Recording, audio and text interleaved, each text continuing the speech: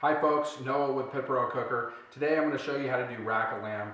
Rack of lamb is probably one of my favorite dishes, hands down. It pairs so well with the beef and game seasoning that we do, and with the help of the Pit Bro Cooker, it takes all the guesswork out and makes it perfect every time. First thing we're going to do here is we'll just inspect it. I already looked them over. You'll kind of clean them up, and you can take a paper towel and just dab to make sure everything's good to go there.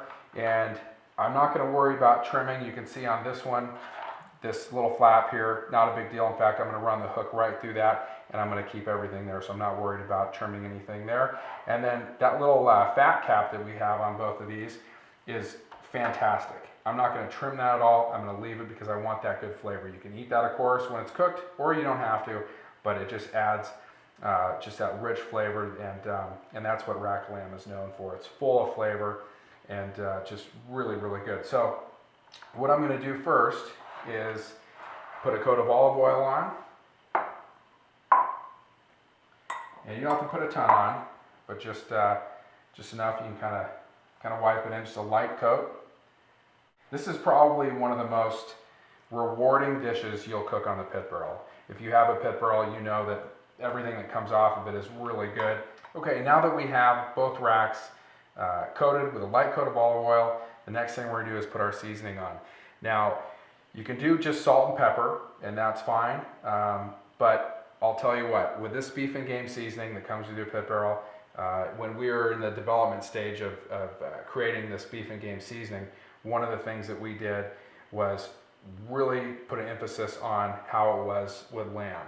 It just sets it off, it pairs so well with it, and you will absolutely hit a home run if you use this seasoning with the rack of lamb and cook it on the pit barrel. You cannot go wrong. So we're going to go ahead and on the fat, I always go a little bit heavier just to give it that good flavor. And you can put a fair amount on. The seasoning is so good with it, so you're not gonna go wrong putting a good amount on. And I'll go both sides. You want to make sure that you get up here where that good meat is. So next thing we do, very easy, with one of the hooks, don't have to worry about it falling off. There's a couple bones, there's one bone here. I want to at least make sure that I get nice and deep down into it.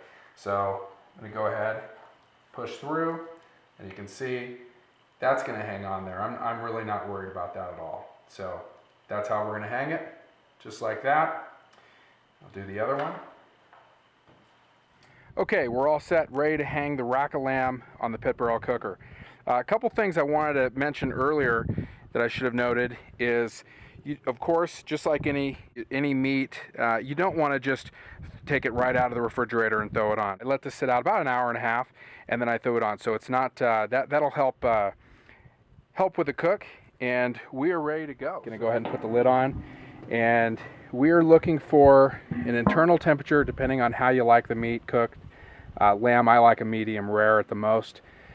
So you're looking at about 120 degrees internal temperature for rare, and medium you're looking at about 150 for medium. So somewhere kind of in between there. But what I typically like to do, and the way the pit barrel cooks it, is I'll take it off about 120, 125 and lightly drape it with tinfoil and let it just rest for about 15, 20 minutes. I'm going to check in about 45 minutes. And again, I'm at a little bit over a mile high here at our elevation, just east of Denver. I'm going to come back in about 45 minutes and check on it. If you're at sea level, you may want to check a little bit before, but I think at 45 minutes we're going to be safe. 45 minutes right on the dot. And again, at sea level, you could definitely check on it after about maybe even a half an hour. I mean, it's kind of up to you. You get a good feel for it. We'll go ahead and open it up. Some good smoke in there. And guys, and you can see how much smoke comes out of there, and again, we don't this is just regular Kingsford blue bag briquettes. I didn't add any wood chips to it. We'll kind of let the smoke clear out a little bit, and these are looking awesome. So we're right, I mean, we got lucky and hit it right on the nail here. We're at about 125, and so that's about the most I would want to let it go. We'll check this. We're at 126.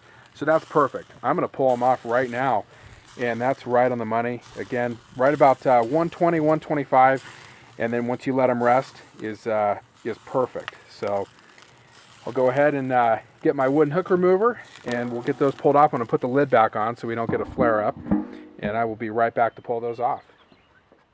Okay, so we checked our temp. We know that we're right in the range here.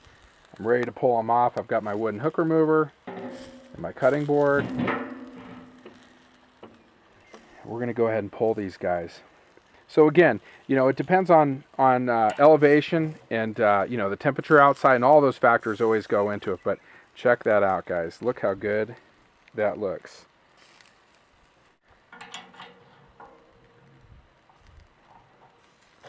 Just like that. They look absolutely amazing. I can't wait to cut into them, but we don't want to do that right away.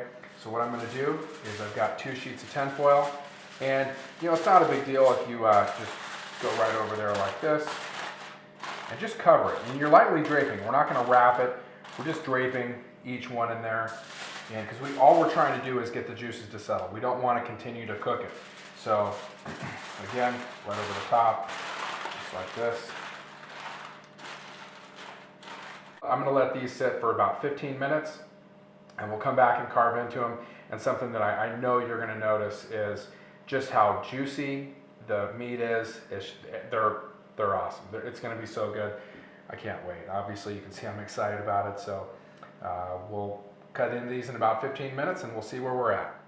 Okay, folks, it's been about 15 minutes, and we are ready to cut into these guys.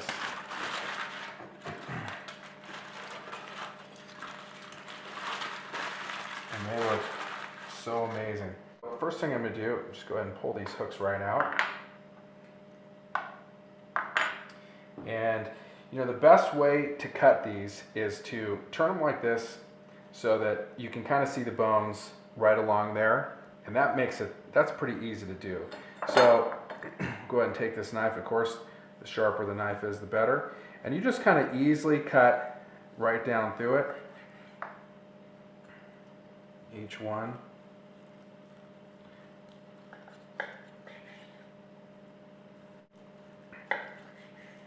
For video purposes, I typically do things at least medium rare to medium, but I'm kind of a rare person myself, and but I don't want to scare anybody, so I'll typically do things to a medium rare, and you can see that's beautiful right there. That could be medium rare plus, but it just looked, and you can see just how juicy and tender it is. It's awesome. So we're going to continue to cut these up. And again, this is the easiest way to do this. And I'm basically just kind of letting the knife do the work, slicing right down through. We're going to cut up the other one here.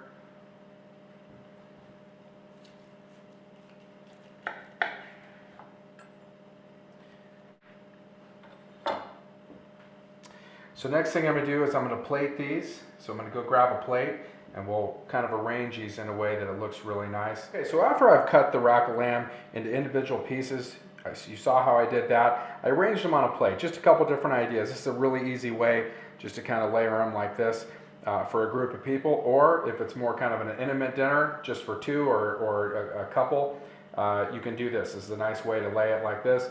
I could just imagine some mashed potatoes, some greens, and a glass of red wine, like I said, and it is absolute luxury. You can't beat that. If you like more rare, then I'd pull it right at 120 and let it rest, and so on. Obviously, if you want it, a solid medium to well, it's not my preference, but if you'd like that, then you're looking at about 150.